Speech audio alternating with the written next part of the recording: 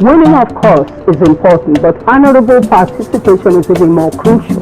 The point of the Olympics is to encourage young people to make the best of what talents they have, and also to establish a proper sense of pride in our talents, skills and national character and identity. You may be pleased or not, as the case may be. I believe you should know a bit about everything. Not superficially either. And that's why I think acting, why I was thrown into acting. Because it's a way of getting somebody else's shoes, feeling where their corn is in their shoes. And it may well yet be reignited again when the Paralympics start soon. So, there you have it. I am an Olympics junkie.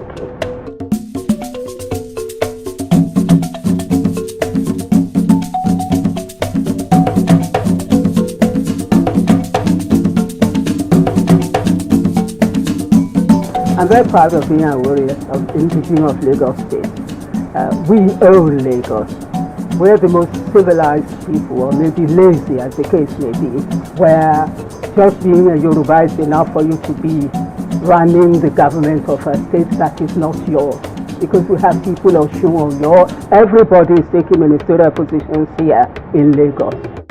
And they are not indigenous of the place, because the political structure of Lagos. I think the Aworis have been too ready to sell their birthright, get money, buy the land, sell the lands off, and just marry wives. Alausa, for instance, is part of my own grandmother's cocoa farm. The Guinness area, all that, the Guinness area, that's Yalaru, that's my paternal grandmother, who really was the Oba of Oba there, and fell in love with a man from Ewututu going to the international airport. And he had to come to Ogba to marry her, settle in Ogba, because royalty, they don't move. They came to marry her there. Their tombs are there right now as I speak. The person, the Oba-elect of Ogba is my cousin. So I am, when I say I'm a warrior, I am Omonile, daughter of the soil.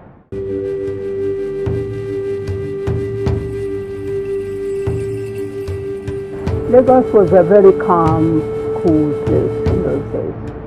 We didn't have indoor plumbing, as you probably guessed.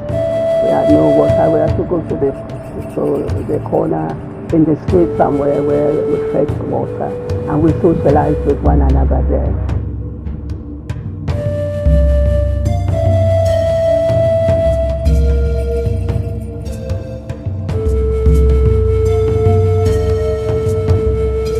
And we didn't know anybody was Igbo, Yoruba, or whatever in those days. Because, you know, our parents were transferred all over the place. My father was an accountant with Nigerian Marines, the Marines they were called in those days. Retired as chief accountant. And he was transferred to the east. So most of my childhood friends, before I got to 10, were Igbos. We grew up in Port Harcourt. My brother was in Umuahia. My cousin was in Okrika. We were proper Nigerians. We just knew ourselves as Nigerians then.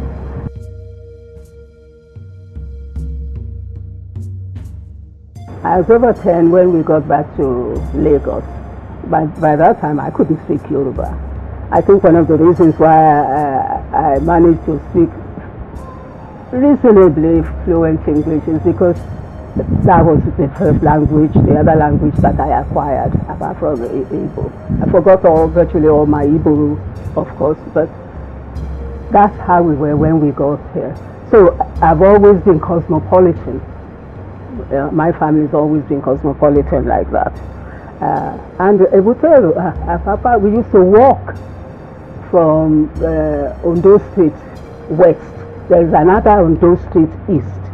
From Ondo Street west to Mount Carmel in the east, cross the railway line and walk down there. There's not a question of going to by bus.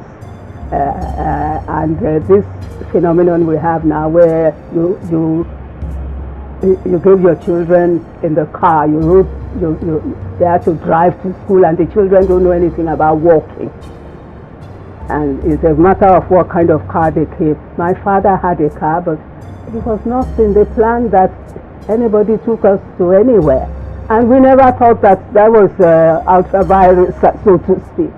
So that's it. We walked to the school. But one thing, enduring memory for me, was that when we went, by 12 noon, 1 o'clock, when we're coming back, the sun would have risen to its zenith. So my mother used to give us hats to wear, which has stayed with me all my life. Anybody who knows me will know that wherever I go, I'm going to put a hat on. It is not fashion. It is not whatever it is. It's not modern anything. It is what I grew up with me. And so when I went abroad, it was cold there, and it made sense to put a hat on to keep warm. So covering my hair has been, it's how I was brought up from here. You know, you dress from your neck to your toes, long flowing dresses or whatever, gowns, and you put a hat on.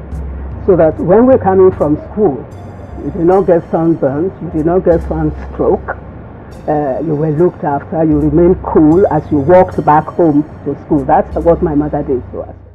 I have two brothers.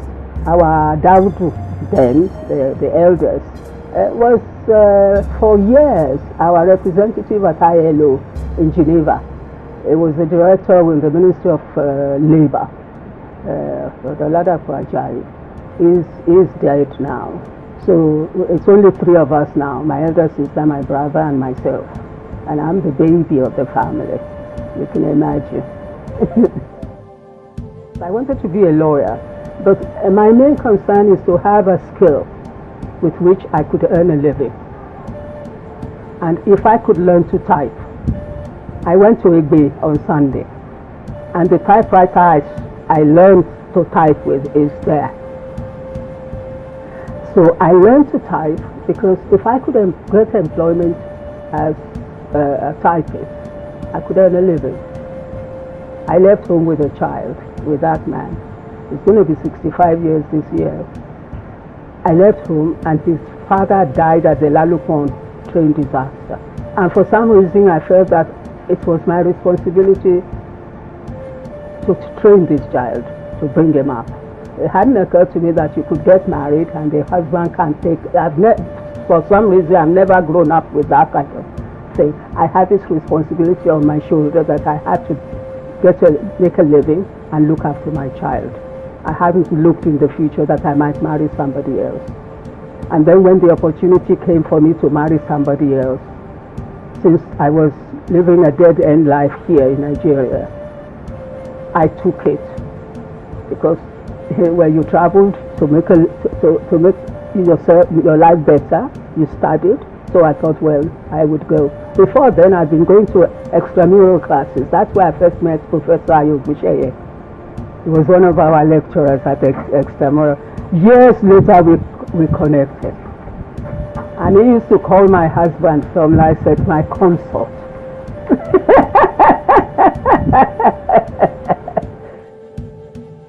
I was going to carry on with the journey.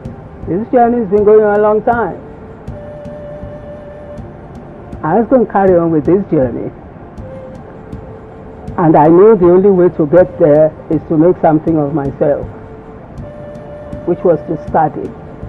It didn't matter to me whether I'm an engineer or to study to make a living. So I started learning to type here in the evening school.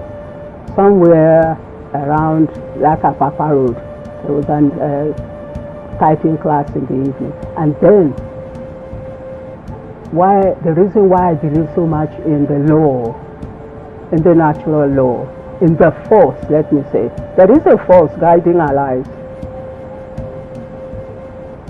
There is a force. And then one day I just received a letter saying somebody wanted to marry me in England.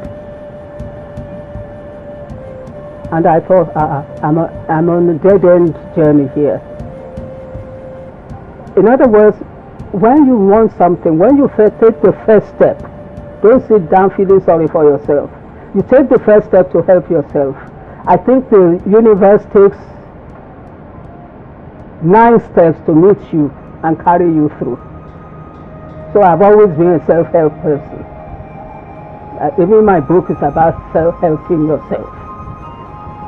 It's very interesting, the theme of my book. It's not accidental. Every help those who help themselves, right? I took the first step, and then I got this letter from nowhere saying, I heard that, you lost your husband, because I was made to marry before, at a very early age. I was married to his father. But my mother said, she's too young, she's not going anywhere. My mother, very canny woman, wise woman. So, but I wasn't going anywhere fast. So I said to my mother, I've been invited, this is a letter, I don't know him, but he says he wants to. You see the kind of risks I take. I go to marry somebody I never met before, because I think you can work it out.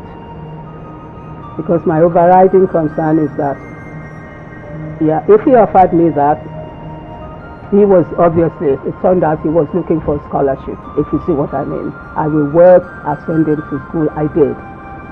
Didn't matter to me. I didn't worry about that. Quid pro quo. He helped me out of my own personal hole. How old was I then? 17, 18. I said, we're fine. And he had bought the wedding ring, he's bought everything. It was straightforward. They came to throw me here. They came to knock at the door. And anyway, my father didn't want me to go. So there was another brouhaha about that, begging everybody's word. Eventually, I told my mother, I'm not saying, there's no future here for me. And there appears to be a future for me beckoning. Didn't know how it was going to go, but this is it. So I grabbed it and I got married over there. And I think the following week I sought out some nice school. I've joined typing class and Pittman's School, shorthand, and I started doing all this. I eventually went to Pittman's College, Roehampton Road. So I have many qualifications, darling, but they're not glamorous, but they are what I am. They're part of the tapestry of my life. They make me what I am now. These little courses I took to open up the world for me, to see a little bit more clearly the path to where I'm going. I don't know, but know that they make the journey easier. And so my husband said, you must give this up. You must give your work, your journalism up. You must stop all this studying. You are studying this, that, and the other. You know enough. Go and use them in the world. You know, that's why my husband's with there 28, going on 30 years. He's still my husband. He's still the love of my life. He's still the one person who knew me. Who knew my wandering spirit. He recognized it. He recognized my wandering spirit, and he recognized where I was going. I call him my angel Gabriel, sorry. And when he finished his work, when he set me on the road, he left. It's because I recognize what the universe did in my life. The force took my life. This force we don't know, we don't see, and shaped it, and sent people who will form me like a piece of iron and mold me. Just as when I was working in the civil service, people will come, have you read this book? Rubiat of Ubakaya and Taiwo, I think you should read it.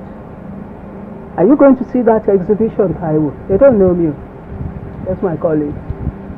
They broadened me. They took me and broadened me like this and stretched me. And then Tom came into my life. Talk about being multidimensional. It's what my husband said. You're multidimensional. You have to concentrate. We know you are multidimensional. We know you. This is him talking to me. We know you're multidimensional. We know you're multi-talented. But you have to concentrate on this one because this seems to be your calling. And he knew that I wasn't even aware of it. So you have to give up all of these things. Now I know you're earning money and everything. You have to forget this and concentrate on this. If it's the money that you're earning, I'll endow you so you can concentrate on this.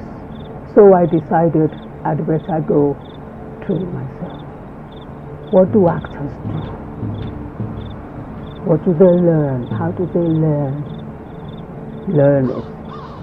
So I went to the City Literary Institute first. Learn to play the guitar, try to learn to play the piano, and try to learn acting and voice production and everything. It was a good move. I spent a fortune on myself. Voice teacher, singing teacher.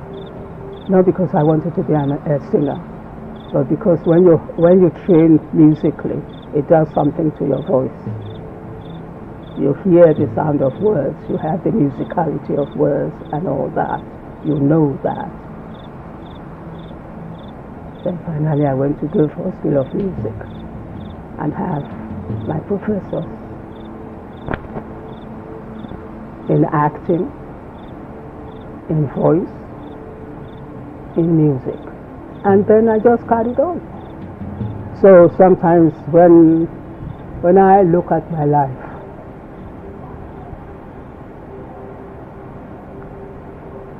I never dreamt it. It's not a dream. I never dreamt it. I rather think about it as you can't hide talent, and it doesn't matter what the color of it is. And I think that's my greatest strength. That is the point of my success in life. That I did what I did. It's irrelevant whether it was surrounded by whites. They thought that you should do it, and they're not thinking that you are black. And so I'm awed by my own life, by how it's worked out.